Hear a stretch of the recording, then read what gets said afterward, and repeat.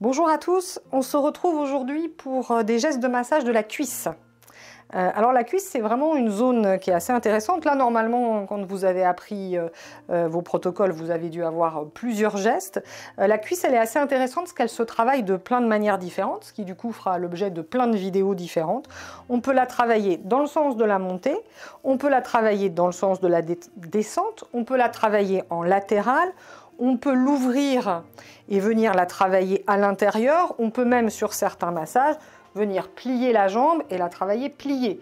Donc il y a vraiment beaucoup de possibilités, ce qu'on trouve par exemple dans un massage prénatal où les femmes peuvent ne pas être confortables comme ça, on va mettre un coussin, etc. et venir travailler la jambe pliée.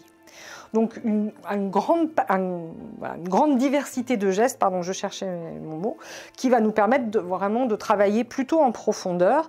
Alors pourquoi est-ce que c'est une zone sur laquelle on s'attarde? Pourquoi est-ce qu'il y a beaucoup de gestes? Parce que sous la peau, là ici, il y a ce qu'on appelle le quadriceps, qui est vraiment un gros muscle au niveau de la cuisse. Pourquoi quadri? Parce qu'il est fait de 4 bandes, et donc c'est souvent lui qu'on va venir travailler avec des gestes qui peuvent être assez profonds.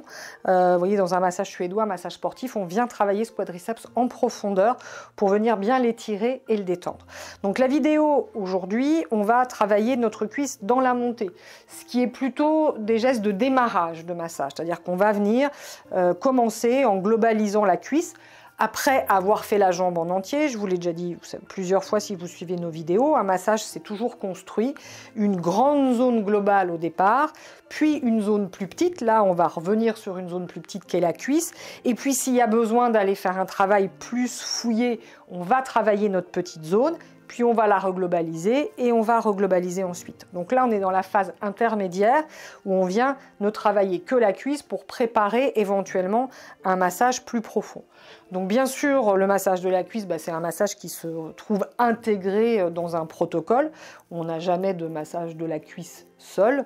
Ça veut dire que vous avez fait la face postérieure, votre massé s'est retourné, on en est à la face antérieure et on va venir du coup s'attaquer à la cuisse. Voilà pour, je pense, ce à quoi il est destiné. On va rarement trouver quand même ce massage de manière tout seul. Au pire, un jambe lourde, mais un jambe lourde, on va retrouver la totalité de la jambe et pas que la cuisse. Donc bien sûr, normalement, moi, le massé a déjà été huilé, puisque vous savez qu'on a un huilage complet de la face antérieure avant d'attaquer le massage. Là, pour les besoins de la vidéo, le modèle est couvert, mais moi, généralement, j'ai pas de serviette quand je travaille la face antérieure. Et puis, je vais vous montrer, on l'a déjà vu dans une ou deux vidéos, mais je trouve que c'est toujours intéressant. Imaginez que vous ayez besoin, notamment si vous travaillez couvert, de venir huiler cette cuisse parce qu'elle a plus assez d'huile ou parce que peut-être elle n'a pas d'huile du tout avant de démarrer le massage. L'idée, bien sûr, c'est que votre massé ne se rende pas compte que vous êtes en train de mettre de l'huile. S'il perçoit que vous mettez de l'huile, il vous suit et automatiquement, il n'est pas dans la même détente. Donc, vous le savez, on ne travaille pas, nous, avec le holster, la petite pompe, etc. Parce que ça, automatiquement, tout est percevable par le massé. Et pour moi, en termes de technique, c'est pas OK. Voilà, je sais qu'il y en a qui aiment travailler avec, comme toujours. Faites vraiment ce que vous préférez. Si on veut, en tout cas, venir remettre de l'huile sur cette cuisse, eh bien, l'idée, alors vous savez que moi, la bouteille, elle est toujours entre les jambes, justement, au cas où il y aurait besoin de mettre de l'huile. Automatiquement, la jambe est écartée. Et donc, du coup, je vais venir tout simplement glisser ma main, vous voyez. Donc normalement j'ai de l'huile sur l'avant-bras et en même temps que je fais ce mouvement de va-et-vient qui n'est pas du tout désagréable puisque mon massé pense que je suis en train de masser, je vais mettre mon huile, la déposer directement, ne pas frotter mes mains et venir mettre l'huile directement sur le corps. Voilà. Donc ça vous permet de venir remettre de l'huile éventuellement s'il y a besoin.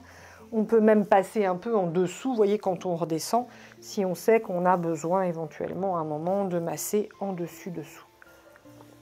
Donc au niveau de la quantité d'huile, je sais que c'est une question que vous vous posez souvent, c'est tout le temps le même principe, c'est assez facile à se rappeler. Plus c'est huilé, plus ça va glisser, moins c'est profond.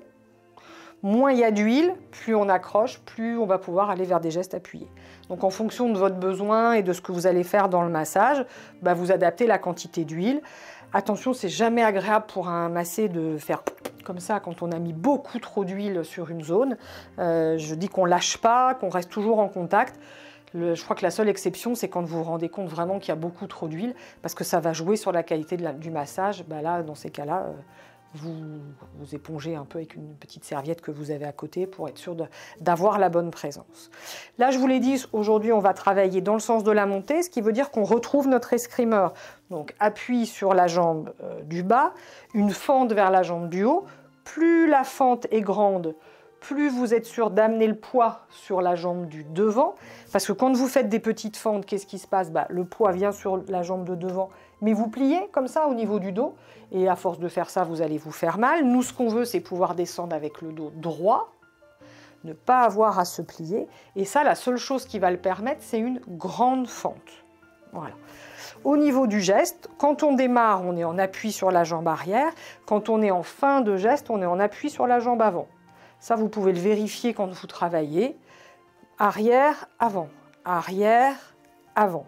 Si quand vous êtes à la fin, vous êtes toujours en appui sur la jambe arrière, c'est que vous êtes en bout de bras comme ça, et automatiquement, vous n'aurez pas la même présence.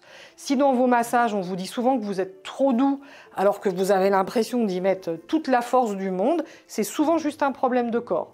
C'est-à-dire que vous restez en arrière, donc vous êtes obligé de beaucoup compenser avec le haut du corps et vous n'aurez pas la force suffisante.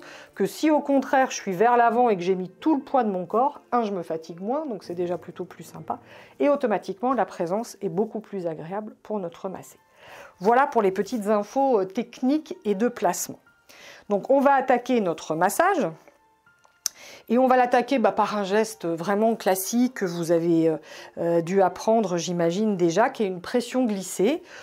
La pression glissée, les mains sont toujours en opposé, ainsi. Donc la main intérieure à la table se tourne, on va casser un peu le poignet. La main extérieure, elle se met dans le sens de la montée. Et on va tout simplement pousser. Ici, on va tourner et on va venir descendre en accompagnant bien la descente, même en passant un petit peu en dessous. Je repars. Là, ici, je viens, zone de sécurité, bien sûr. On passe là, la zone de sécurité, elle est de toute façon marquée par la serviette. Donc, je vais suivre la serviette. On ne passe pas sous la serviette. Et surtout, si le massé n'est pas couvert, on va faire bien attention à venir ici, au niveau de l'entrejambe, comme ça, passer sur le côté pour ne pas du tout, bien évidemment, se rapprocher trop de l'entrejambe. Petite précision, si on masse les hommes, un homme, ça ne se masse pas tout à fait comme une femme, ou en tout cas, il faut être assez vigilant, vigilante ou vigilant, bien sûr, pour les hommes et pour les femmes. Quand on va monter ici, bien sûr, c'est appuyé. Et là, ici, il faut aussi que ce soit appuyé assez fort dans la descente. Ça marche pour les femmes, quand on masse une femme aussi, mais surtout, quand on masse un homme, on va venir bien insister et bien appuyer ici. Ce que je suis en train de vous dire, c'est qu'il ne faut pas que le geste soit suggestif, en fait. Alors, ça marche aussi si un homme masse une femme, c'est le même principe. Si vous venez là et que vous voyez que vous descendez un peu tout doucement, là, comme ça, en petit guili ou en petite caresse, ça peut être perçu un peu bizarre. Bien sûr, ça ne veut pas du tout dire que le geste, pour vous, est ambigu, mais ça peut sembler comme un geste un peu ambigu pour le masser. Donc, on est toujours bien présent dans nos descentes, là, ici. Toujours. Et surtout, on va descendre jusqu'au drap pour bien envelopper. Vous voyez là, ça, je le vois tellement sur les vidéos YouTube. Voilà, j'ai fait ma pression glissée, je la connais, puis je redescends mes mains comme ça. Voilà.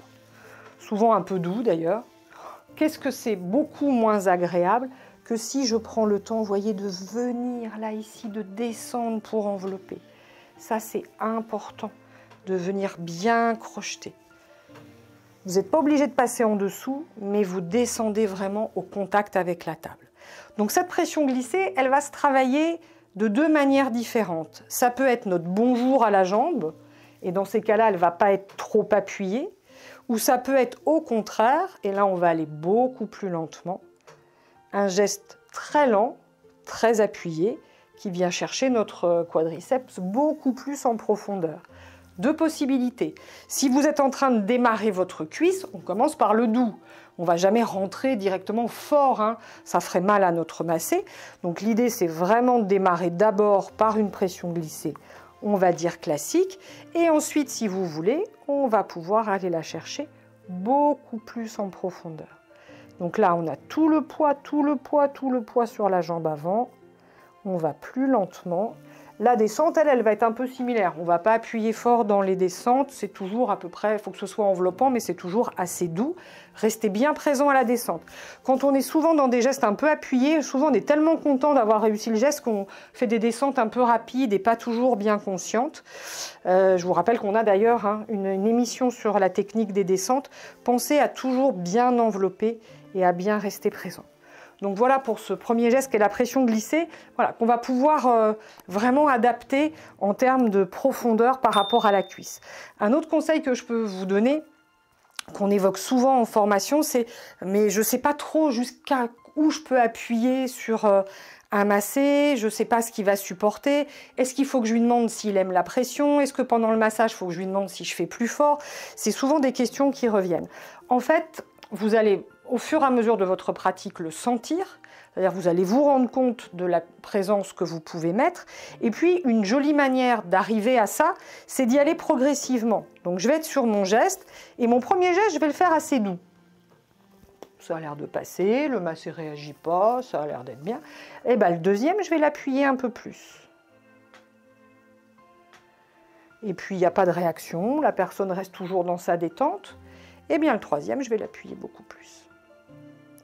Et en fait, le fait d'attaquer une jambe comme ça va vous donner une vraie information de ce que peut supporter en fait votre massé.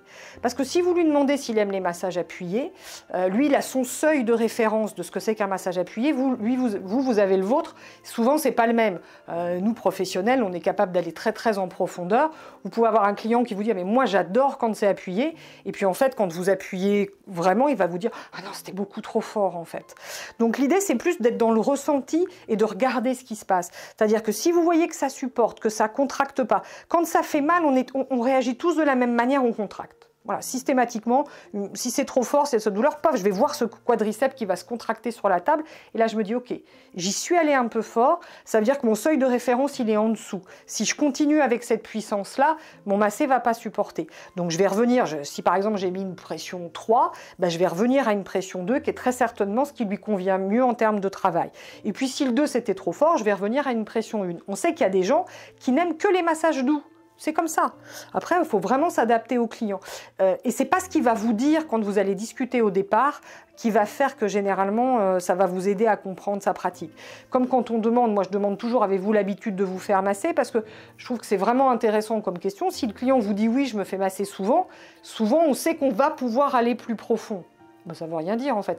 Parce qu'il y a des clients qui vous disent oui, je me fais masser souvent, mais en fait ils se font masser 3 fois par an et ils trouvent que c'est souvent. Donc c'est très difficile de par l'échange qu'on a au départ d'être sûr en fait de ce que le client vraiment veut ou a envie. Donc l'idée d'aller une première fois doux, une deuxième fois plus profond, une troisième fois encore plus profond, de regarder la réaction, ça va vous donner une bonne idée de ce que vous pouvez faire derrière. Donc voilà ce premier geste de pression glissée que je vous ai montré, où les mains ont travaillé ensemble. On va ensuite pouvoir venir le travailler aussi en alterné. Donc là, les mains montaient ensemble, et bien elles vont pouvoir monter l'une après l'autre. Donc on va se dessiner sur la cuisse une zone médiane, là ici. Et j'ai une main, donc les doigts, vous voyez, suivent cette zone médiane. J'ai une main qui part à l'extérieur, qui revient, et pendant ce temps-là, j'ai l'autre qui remonte. Et ça tourne.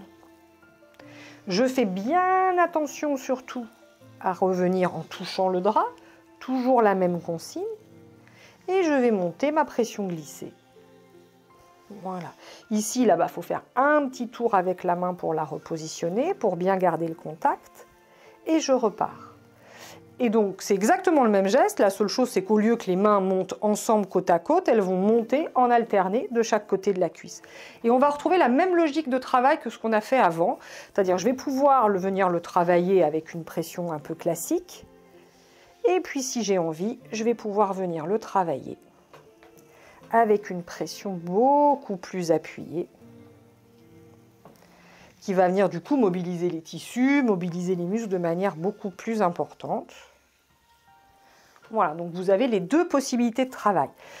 Petite précision sur l'intérieur de la cuisse, c'est une zone qui peut être très sensible chez beaucoup de clientes, plus les femmes que les hommes. Pourquoi? Parce que ça ici, c'est une zone de cellulite en fait. C'est très fréquent, quelquefois même chez les personnes très minces, qu'il puisse y avoir de la cellulite en fait sur cette zone-là. Et quand il y a de la cellulite, dans les 3/4 des cas, ça dépend du type de cellulite, mais quand même très souvent, ça fait mal si vous appuyez fort. Donc là, les gestes que je vous ai montrés, qu'on fait doucement ou fort, si vous avez une cuisse qui est quand même plutôt, voilà, où il y a du gras, où il y a beaucoup de cellulite, ou une cuisse qui a plus de volume, on va plutôt aller vers du drainant, vers des gestes qui vont diffuser, vers des gestes qui vont malaxer, qui vont voilà, essayer d'aider un peu cette jambe à enlever les toxines, que sur des gestes très profonds comme ça, qui peuvent vite être plutôt, on va dire, douloureux. Voilà, donc vraiment faites attention. Donc je viens travailler comme ça, j'ai travaillé avec ma pression glissée appuyée, j'ai travaillé avec mon alterné toujours sur la cuisse, et ensuite je vais pouvoir venir faire une pression avec les deux paumes en même temps. On va plus ou moins crocheter les doigts parce que ça dépend un peu de la largeur de la cuisse. Donc moi je préfère les mettre un peu en montagne comme ça. Vous voyez, mes bouts de doigts se touchent et mes mains elles vont être mises un peu comme ça. Donc je viens me mettre de chaque côté et je vais écraser. C'est vraiment les paumes qui écrasent de chaque côté de la cuisse. On est toujours sur un geste global hein, qui vient travailler toute la cuisse, toujours dans le sens de la montée. Et même principe que les autres, vous voyez, c'est un geste qui va pouvoir être présent mais doux. Là, je le fais plutôt de manière, on va dire, un peu douce, présente mais douce. Et à un moment, si on veut venir l'appuyer, bah, les paumes, elles vont pousser l'une contre l'autre, très fort. Et vous voyez, on va venir du coup comprimer comme ça le muscle et revenir. Comprimer et revenir. Donc au niveau de la sensation, c'est comme si on poussait, vous voyez, comme ça ici, de chaque côté là. Mais avec les paumes. Donc, même conseil, même approche que tout ce qu'on a vu jusque-là. Je peux démarrer doucement. Je suis sympa, je fais un peu connaissance avec cette cuisse. Puis j'ai quand même l'impression d'avoir une cuisse tonique. Je sens bien qu'il n'y a pas beaucoup de gras, que c'est plutôt un peu pas mal de muscles. Et ben, je vais venir commencer à appuyer un peu plus.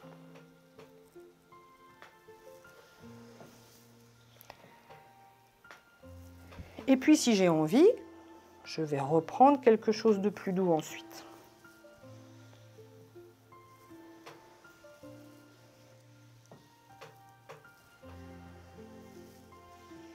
Donc à nouveau, l'idée de ces trois gestes-là que je vous ai montrés, c'était vraiment de pouvoir jouer avec le rythme, avec la profondeur. Vous voyez, la pression glissée qu'on fait comme ça, on pourrait à un moment, si on veut chauffer un peu plus, la faire un peu plus rapide. Celle-là, elle peut revenir un petit peu en pchit, on a déjà parlé du pchit, en un petit peu plus dynamique.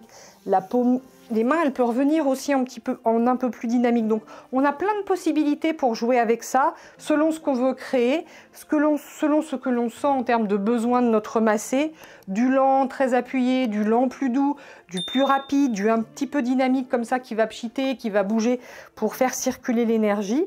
Ça permet du coup de bien chauffer la zone pour nous permettre éventuellement un travail plus appuyé derrière, si on voulait par exemple aller travailler avec le poing, travailler avec les pouces, hein, c'est des gestes qu'on verra dans d'autres vidéos. C'est vraiment ces trois gestes-là qu'on module un peu à volonté, des gestes qui nous permettent de bien préparer le massage de la cuisse.